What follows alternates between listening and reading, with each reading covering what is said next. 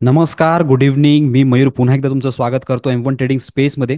आज आपल्या setup according आपण कुठे ट्रेड एक्झिक्यूट केले, लाईव्ह मार्केटमध्ये आपली कशाप्रकारे सायकॉलॉजी होती, सर्व काही आपण या अपडेट व्हिडिओमध्ये डिस्कस करणार आहोत.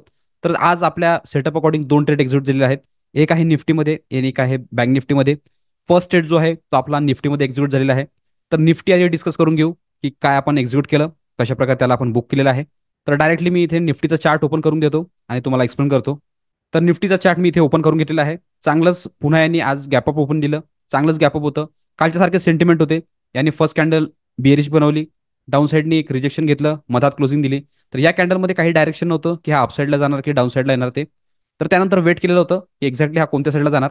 मी लाईव्हमध्ये कंटिन्यू कॉमेंट्री करत होतो की हा इथे थांबत आहे. एकतर आपल्याला असा स्विंग आला, खाली आला आणि वर गेला तर आपण अपसाईडने ट्रेड घेऊ. आणि जर हा खाली आला आणि कंटिन्यू अशा प्रकारे जर खाली आला तर डायरेक्टली क्लोजिंग लेवलपर्यंत येऊ शकतो. बट यांनी आपल्या ज्या सेंटिमेंट आहे त्याला यांनी आउटसाईडनी ब्रेकआउट दाखवलं. स्ट्रॉंग डब्ल्यूआरसी होती आणि इंगल्फिंग पण होती. इथे आपला ट्रेड एक्झिक्यूट व्हायला पाहिजे होता.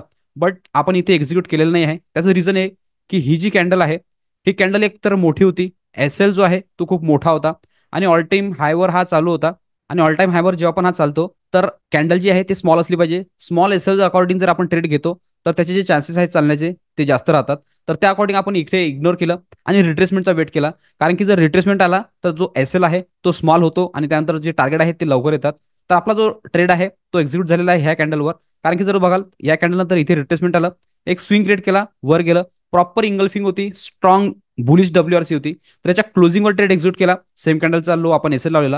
ह्याच्यामध्ये टार्गेट फर्स्ट आपलं जे होतं ते 1:1च होतं. कारण की ऑल टाइम हायवर होता. जर अशा पद्धतीची मुवमेंट असली तर आपल्याला प्रॉपरली सिक्युअरली प्ले करावं लागतं. तर तेच आपण इथे केलं. इथे एक्झिक्यूट केलं आणि इथे एल लावला. आणि जे टार्गेट होतं मी सांगितलं की 1:1 होतं. इथे आपण एंट्री घेतली आणि नेक्स्ट कॅन्डलच डाऊन साईडला आली. मला वाटलं की हा इथे जाऊ शकतो. प्रॉपर माझी टीम जी आहे ते मॅनेज करत होती. त्यानंतर या कॅन्डलमध्ये एक स्पाइक लागला आणि इथे लावला जो एल होता तो या कॅन्डलमध्येच बुक झाला. त्यानंतर शार्प डाऊन साईडनी आणि एक डाऊनफॉल दाखवलेला होता. मी क्लिअरली तुम्हाला सांगितलं पण होतं की अपसाईडनी जर आपण कन्झर्वेटिव्ह प्ले करू आणि डायरेक्टली जर डाऊन साईडला आला, रिव्हर्सल पॅटर्न जर बनला तर आपण डाऊन साईडनी एक चांगली मुवमेंट बघू शकतो. बट सेटअप अकॉर्डिंग नव्हतं. डायरेक्टली यांनी एल ट्रिगर्ड केला. जी कॅन्डल क्लोजिंग पाहिजे, जी की स्ट्रॉंग कॅन्डल पाहिजे आणि क्लॅरिटीनी पाहिजे ते नव्हतं. जर तुम्ही बघाल तर ही कॅन्डल बघा कशा प्रकारे आहे, ही कॅन्डल बघा. तर क्लॅरिटी येत नव्हती म्हणून आपण एल जो होता तो बुक केला. त्यानंतर प्रॉपर सेटअपचा वेट केला. तर ज्या प्रकारे आपल्याला सेटअप पाहिजे त्या प्रकारे आज निफ्टीमध्ये कोणतेही ट्रेड एक्झिक्यूट झालेलं नाही आहे. आज थर्सडे आहे तर निफ्टीची विकली एक्सपायरी पण होती. तर ज्या प्रकारे प्रीमियम स्पाइक व्हायला पाहिजे ते नव्हते. तुम्हाला माहिती आहे की हे जे आपण व्हिडिओ बनवतोय रोज अपडेट व्हिडिओ, हे आपण बनवतोय 30 डे चॅलेंज अकॉर्डिंग. आणि आपण जो 30 डे चॅलेंज घेतलेला आहे तो ऑप्शन बाईंगमध्ये आहे. तर ऑप्शन बाईंगमध्ये नेहमी आपल्याला स्पीड पाहिजे. आज स्पीड दिसत नव्हती. टोटली एका रेंजमध्ये सगळे जे प्रीमियम आहेत ते ट्रेड करत होते आणि जे कॉल साईडचे आहेत ते डाऊन साईडनी ट्रेड करत होते. तर ज्या प्रकारे आपल्याला सिनॅरिओ पाहिजे ते क्लिअरिटीने नव्हतं.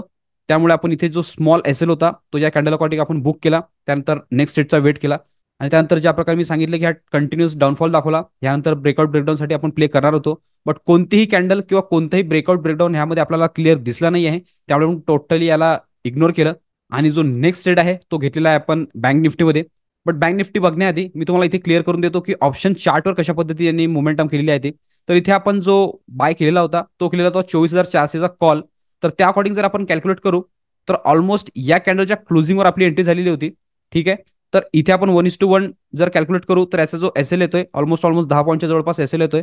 आपण वरच्या साईडने जे टार्गेट ठेवलेलं होतं ते या लेवलपर्यंत ठेवलेलं होतं फर्स्ट.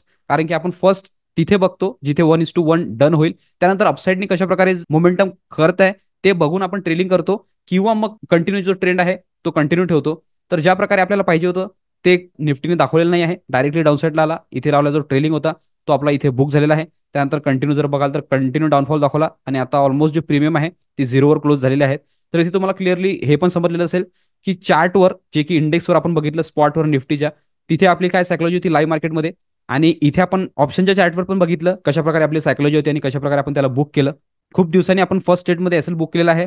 तरी पण आज आपण एंड ऑफ द डे ग्रीनमध्येच क्लोज केलेलं आहे. ते तुम्हाला थोड्याच वेळात समजणार. तर इथे तुम्हाला क्लिअर झालेलं असेल निफ्टीचं. आता डायरेक्टली आपण जो सेकंड ट्रेड आहे जो की बँक निफ्टीचा होता तर बँक निफ्टीचा चार्ट मी इथे लावून घेतो आणि ते एक्सप्लेन करतो. तर बँक निफ्टीचा चार्ट मी इथे लावून घेतलेला आहे. बँक निफ्टीची ओपनिंग पण चांगलीच गॅपअप होती. फर्स्ट कॅन्डल यांनी पण स्ट्रॉंगली बेरिश बनवलेली होती. या सेंटिमेंट अकॉर्डिंग यांनी चांगलं डायरेक्शन दाखवलं. डाऊन साईडनी आला, थोडा वर गेला, खाली आला, पुन्हा ब्रेकआउट दाखवण्याचा प्रयत्न केला. बट ही जी रेंज आहे क्रॉस करू शकला नाही आणि डाऊन साईडला आला. इथे ब्रेकडाऊन दाखवला. बट इथे क्लोजिंग लेवलची एक लाईन आपण मार्क करून ठेवलेली होती आणि आपण लाईव्ह मध्ये कंटिन्यू डिस्कस करत होतो की जोपर्यंत हा सपोर्ट स्ट्रॉंगली ब्रेकडाऊन देणार नाही तोपर्यंत आपल्याला काही एंट्री घ्यायची नाही आहे. तर इथे आणि रिस्पेक्ट केलं, एक कॅन्डल रिव्हर्सल दाखवली, बट नेक्स्ट कॅन्डलच आली आणि त्या कॅन्डलनी या लेवलला ब्रेकडाऊन दाखवलं आणि स्ट्रॉंग डब्ल्यूएससीने खाली क्लोजिंग दिलेली आहे. तर याच्या क्लोजिंगवर आपण ट्रेड एक्झिक्यूट केला. सेम कॅन्डलचा हाय आपण एस एल लावलेला. ह्यामध्ये पण आपलं 1:1च होतं, जे की आपलं डाऊनसाईडचं टार्गेट होतं. प्रॉपरली यांनी डन केलं आणि त्यानंतर टोटली हा पण साईडवेज गेलेला आहे. थोडंफार इथे यांनी ब्रेकआउट दाखवलं, जे टार्गेट होतं ते टार्गेट डन केलं, पुन्हा डाऊन साईडला आला आणि जी क्लोजिंग दिली आहे ऑलमोस्ट रेंजच्या आतमध्येच आहे. तर इथे आपण जेव्हा ट्रेड घेतला, इथे एस एल लावला, तर ऑलमोस्ट जर बघाल तर जी आपण लाईव्ह मध्ये जी लाईन लावून ठेवलेली होती सपोर्टची, एक्झॅक्टली तिथे टच केलं, वर क्लोजिंग दिली, ऑलमोस्ट ऑलमोस्ट हॅमर सारखी कॅन्डल बनवलेली होती. बट जी पोझिशन आहे ती टीमनी होल्ड करून ठेवलेली होती, कारण की ऑलरेडी आपण फर्स्ट एस एल घेतलेला होता आणि अपोजिट साईडने ट्रिगर्ड करून दिलेलं होतं. तर एक्सपेक्टेशन होतं की डाऊन साईडने चांगला मोमेंटम देईल. फक्त वेट करायचं होतं की ही जर रेंज ब्रेकडाऊन झाली असती स्ट्रॉंग डब्ल्यूएससीनी तर मोठे मोमेंटम डाऊन साईडला आपल्याला बघायला मिळाले असते. पण त्यांनी तसं न करता इथे 2-3 कॅन्डल होल्ड केल्या आणि इथे तर हॅमर होताच, त्याचबरोबर इथे पण एक हॅमर बनवलेला आहे. तर जशी ज्या कॅन्डलची क्लोजिंग आली आणि एक हॅमर दिसला, तर या क्लोजिंगवर आपण ट्रेड बुक करून घेतलेला आहे. रिझन हे होतं की ऑलरेडी एस एल बुक होता आणि एंड ऑफ द डे आपल्याला प्रॉफिटमध्येच क्लोज करायचं असतं. जर हा रिव्हर्स झाला असता तर यामध्ये पण आपला एस एल बुक झाला असता. त्यामुळे जेवढं मिळालं त्यामध्ये आपण सॅटिस्फाईड राहिलो आणि जी प्राइस दिसत होती त्यावर आपण बुक केलेला आहे. कारण की मेन गोल आपला हेच राहतो की आपण end of the day green मध्ये कसं निघतो. नेहमी मी सर्वांना सांगतो, स्टुडंटला पण सांगतो, की माइंडमध्ये नेहमी हे ठेवा की ₹1000 लॉस केल्यापेक्षा नेहमी हे लक्षात ठेवा की ₹100 जे प्रॉफिट आहे ते कधीही चांगलं असतं. तर यावर लक्ष असलं तर जास्त चांगलं आहे. याला जरा अवॉइड करा. भरपूर जण माइंडमध्ये हे ठेवतात की हा थोडा खाली आलेला आहे, अजून जर खाली झालं तर अजून जास्त प्रॉफिट होईल. तर ग्रीडमध्ये अशा प्रकारचे डिसिजन चुकतात आणि त्यानंतर मग रिव्हर्सल जर झालं तर ऑप्शन नसतो, एस एल एस घेऊन आपल्याला बाहेर निघावं लागतं. तर अशा माइंडमधनं बाहेर निघा आणि डिसाईड करा की एंड ऑफ द डे तुम्हाला ग्रीनमध्येच क्लोज करायचं आहे, प्रॉफिटमध्येच क्लोज करायचं आहे. तर त्याच माइंडसेटने आपल्या टीमने आज प्रॉपर लेवलवर त्याला बुक केलेलं आहे. जेवढं होतं तेवढं क्लोज केलं. अशी दिवस आपल्याला महिन्यातनं भरपूर येतात. त्या अकॉर्डिंग आपल्याला मॅनेज करावं लागतात. सायकॉलॉजी आपली स्ट्रॉंग ठेवावं लागते. त्यानंतरच मार्केट आपल्याला रिवॉर्ड करतं आणि चांगला प्रॉफिट देऊन जातं. तर आज आपण प्रॉपरली आपला दिवस जो आहे तो सिक्युअर केलेला आहे. उद्या बघू मार्केट कशा प्रकारे रिॲक्ट करतं. आपल्या सेटअपमध्ये जर असलं, प्रॉपर आपल्या रूल अकॉर्डिंग जर असलं, तर पुन्हा आपले ट्रेड बनतील. आपण पुन्हा उद्या ट्रेड घेऊ. तर होप करू की उद्याचं पण चांगलं मार्केट राहील. जे पण काही अपडेट राहील मी तुम्हाला उद्या सांगणारच. तर इथे तुम्हाला बँक निफ्टीच्या इंडेक्सवर म्हणजे की स्पॉटवर समजलेलं असेल.